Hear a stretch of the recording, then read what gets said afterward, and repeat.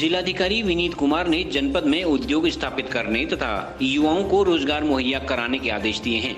जिला स्तरीय उद्योग मित्र समिति की बैठक को संबोधित करते हुए जिलाधिकारी ने कहा कि स्थानीय कच्चे माल पर आधारित उद्योग स्थापित कर उनके जरिए रोजगार प्राप्त करने की अपार संभावनाएं हैं। जिलाधिकारी ने उद्योग स्थापित करने वाले उद्योग बंधुओं के समक्ष आने वाली समस्याओं को तत्काल प्रभाव से दूर करने के भी निर्देश दिए हैं, ताकि जिले में उद्योगों के लायक माहौल बनाया जा सके। जिलाधिकारी ने लीड बैंक अधिकारी, उद्योग विभाग के महाप्रबंधक सहित अन्य विभागीय अधिकारियों को निर्देश दिए हैं कि वो आवेदकों के समक्ष आने वाली समस्याओं को तत्काल प्रभाव से दूर करें।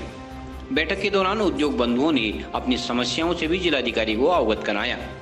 बैठक में मुख्य विकास अधिकारी डी पंत, DFO BS शाही, वरिष्ठ कोषाधिकारी पूरन चंद्र उप्रेती सहित अन्य विभागों के अधिकारी मौजूद थे।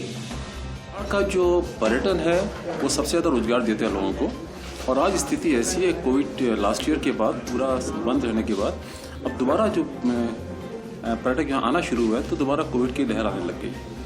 हमारे यहाँ सबसे बड़ी समस्या हम लोगों को आ रही है कि रोड जो हमारे यहाँ इतनी ख़राब स्थिति में है कि पर्यटक आ ही नहीं पा रहा है यहाँ पर। अगर पर्यटक नहीं आएगा तो शायद व्यवसाय भी नहीं कर पाएंगे लोग और ना आगे बढ़ पाएंगे। इसी तरह से कोविड टेस्टिंग सेंटर जो दोबारा शुरू कर दिए गए हैं उसमें टूरिस्ट काफ़ी हैरेस फील कर रहा है। आपको अगर टेस्ट रिपोर्ट चाहिए, टेस्ट रिपोर्ट ले लीजिए उससे, लेकिन उनको हर जगह रोक कर इस तरह जो काम किए जा रहे हैं उससे टूरिस्ट काफ़ी इफेक्ट हो रहा है। तो इससे भी जो रोज़गार के जो चांसेस हमारे पास थे, जिन लोगों को हम अपने यहाँ भर्ती करना चाहते हैं, अगर हमारा होटल नहीं चलेगा, लोग नहीं आएंगे, तो हम किस तरीके से अपने लोगों को रोज़गार दे पाएंगे।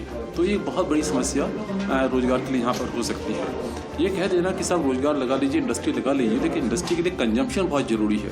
जब तक आदमी खर्चा नहीं करेगा, जब तक उसका पैसा नहीं होगा, तो क्या कंजम्पशन नहीं करेगा तो उसको रोज़गार भी नहीं मिल पाएगा। तो मैं फील करता हूँ कि पर्यटन व्यवसाय जो है ये उत्तराखंड के लिए, उत्तराखंड की बैकबोन है, रीढ़ की हड्डी है। अगर इसको सपोर्ट हम करेंगे तो बहुत अच्छा रहेगा। आप सोचिए कि न्यू ईयर के टाइम पर 1,40,000 गाड़ियाँ हिमाचल में गई थी। अगर हम उत्तराखंड की बात करते हैं, हमारे कोई भी नहीं आया था।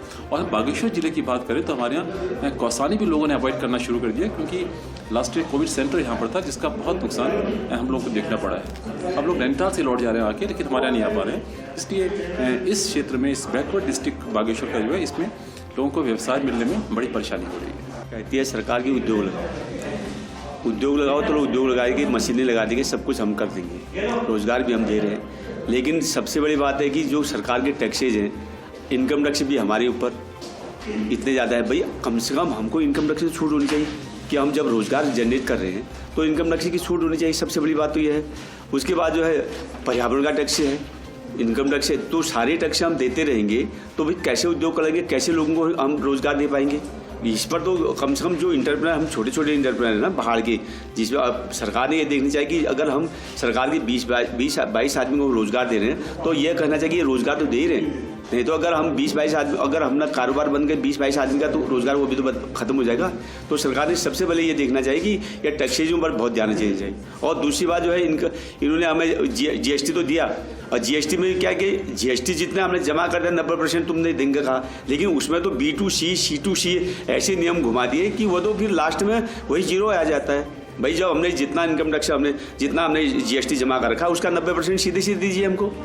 और दूसरी बात, फिर ये इसको और बढ़ाई जाएगी, क्योंकि कोरोना ने भी तो हमारा 1 साल बर्बाद कर दिया। इन्होंने 21 तक यही डेडलाइन दे रखी है। अभी हम DM साहब को ये भी कहेंगे कि जो 21 का जो हमें 20 में जो ये कोविड की वजह से बंद हुआ है, और इसको 21 की जगह कि इसको 25 तक जो है इस पर जो टैक्स वो हमें GST माफ़ हो रहा, वहाँ तक ये बढ़ाई जाए। ये हमने इस उद्योग मित्र के माध्यम से करा, और DM साहब ने कहा इसको आप लिखित रूप से लाइए और इसमें उद्योग मित्र के माध्यम से देहरादून भेजेंगे, एक आश्वासन दिया। जितने भी इंडस्ट्री से रिलेटेड स्कीम्स हमारी चल रही है, उसमें जो भी आवेदन वगैरह होते हैं, उनसे रिलेटेड जो भी इश्यूज़ होते हैं वो हमारे उद्योग मित्र की बैठक में टेकअप किए जाते हैं। और जितने भी इश्यूज़ हमारे पास आए थे, टोटल 9 केसेस आए थे, तब में हमने चर्चा करके सबको हमने स्वीकृत ऑलरेडी कर दिया है। और इसके अलावा फिर अब ये भी डिस्कशन होता है कि जो हमारे जितने भी विभाग हैं उनसे रिलेटेड कोई इश्यूज़ आ रहे हो, कोई कहीं पे कोई किसी की फाइल पेंडिंग चल रही हो काफ़ी समय से, तो उस बारे में भी यहाँ पे चर्चा की जाती है। तो यहाँ पे कुछ इश्यूज़ जो है बताए गए हैं, तो उसका भी जो है जल्द से जल्द उसका निराकरण करवाया जाएगा। साथ साथ में क्योंकि यहाँ पे अभी हमारे इंडस्ट्री एसोसिएशन यहाँ पे नहीं है, तो वो भी बताया गया है कि वो एसोसिएशन हम लोग जल्द से जल्द बना लिया जाए। तो उसके लिए भी अभी कार्रवाई चल रही है और पूर्ण आशा है कि अगले 1-2 महीने में हमारे यहाँ पे जनपद में भी एसोसिएशन बन जाएगा इंडस्ट्री का। CCN न्यूज के लिए हिमांशु जोशी की रिपोर्ट।